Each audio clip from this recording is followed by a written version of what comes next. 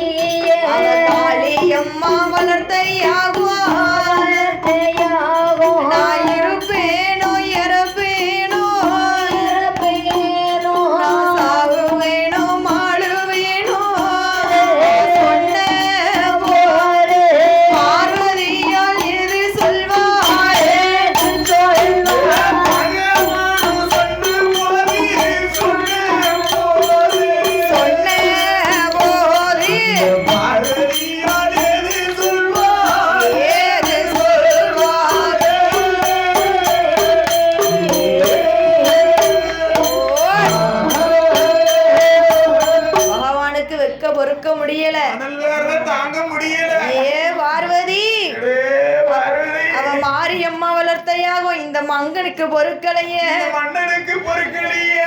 ஈஸ்வரியால் வளர்த்தையாகோ ஈசனுக்கு பொறுக்கல. அம்மா பார்வதி கண்ணன் தங்கை வளர்த்தையாகோ இந்த கடவுளுக்கு பொறுக்கலம்மா. எனக்கு அங்கமெல்லாம் அவ வளர்த்த யாகத்தால நான் இருப்பேனோ இறப்பேனோ சாகுவேனோ மாளுவேனோ என்று பகவான் அழுது புலம்புகிறாரு. பார்த்தா பார்வதி ஆண்டவனுக்கே இக்கெதியா? சரி விடுங்க பகவானே, அவ அட்டகாளி 8 பேர் வளர்க்க யாகத்தை நான் போய் அணைத்து வருகிறேன். ஆமா, அப்படிலாம் இருக்கணும். புருஷனுக்கு ஒண்ணுனா பொண்டாட்டி தானே துடிக்கணும். அவ என்னதான் பேசட்டுமே, அவருக்கு ஒரு நோய் வந்தாலும் ஆமா என் புருஷன் இது அப்படியா யார்ட்டை விட்டு கொடுக்க மாட்டேன். அவளுக்கு ஒரு நோய் வச்சுக்கோ. சரி, பேராசிட்டமால் மாத்திரை போட்டு காய்ச்சல் சரியாயிரும். நான் வேலைக்கு போயிட்டு வரேன். ராமச்சந்திரன் கூட கண்டுக்கிட்டே மாட்டாரு. அவ்வளவு பாட்டு கடை போயிட்டேன். ஆமா அப்படியா? இல்லப்பா, ஐயோ என் புருஷன் போய் பாச்சா கிடக்க. அப்பந்தான் பார்த்தா உனக்குதான் வரல ஐயா, காப்பாற்றணும் இல்ல வர சாப்பாட்டுக்கு வழி கிடையாது. தம்பி வீடு சும்மாதான் இருக்கு. சரி, பார்வதி அம்மா சொல்லுகிறா. என்ன சொல்லுகிறா? அட்டகாளி 8 பேர் வளர்க்க யாகத்தை நான் போய் அணைத்து வருகிறேன். நான் போய் அணைத்து வருகிறேன் ஈசனை. வேண்டாம் பார்வதி, அவ உன் தங்கச்சி கேட்க மாட்டா அப்படின்னு பகவான் சொல்லுறாரு. அதையும் மீறி பார்வதியானவள் எங்கே வருகிறாள் தெரியுமா? அப்போ ஆதி சக்தி பார்வதியாயே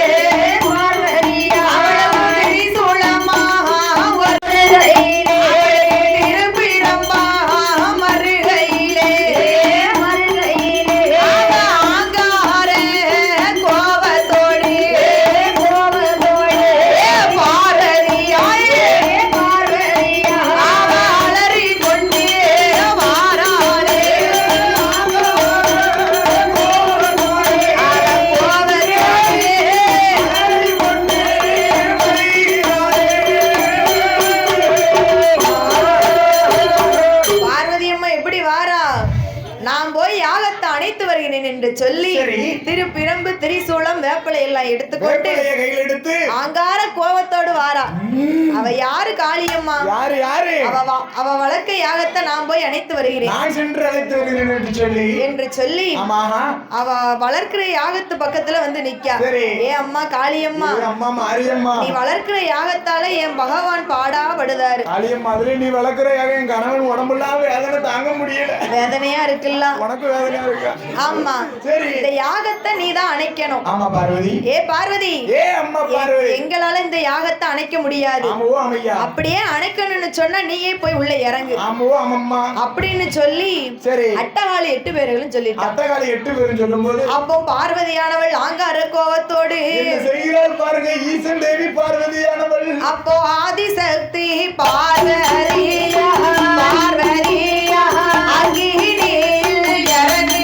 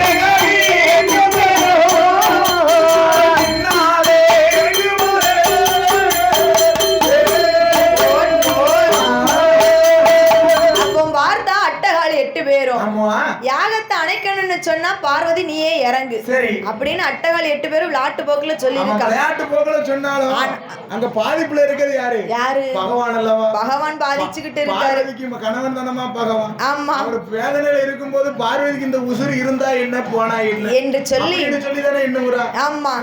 ஆங்கார கோபத்தோட அக்கினியில இறங்குதா.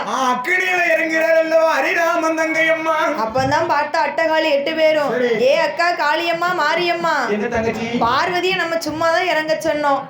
ஆனா இப்படி அக்கினியில இறங்குவான்னு நமக்கு தெரியாது. கோவப்பட்டு இப்படி அக்கினியில இறங்குறாள் எங்க அக்கா பார்வதி. அக்காலே அக்கினியில இறங்கிட்டா நாம இருந்து என்ன செய்ய? நம்ம இருந்து என்ன செய்ய இந்த உலகத்துல என்று சொல்லி பார்வதிக்கு பின்னால பெரிய அம்மாவே இறங்குறா. ஆமா, பெரிய அம்மாவும் அக்கினிக்குள்ள இறங்குறா. அவளுக்கு பின்னால மாரியம்மா. மாரியம்மா சும்மா இருப்பா. ஆமா, மாரியம்மா சும்மா இருந்தாலும் காளியம்மா சும்மா இருப்பா. இருக்க மாட்டாளா?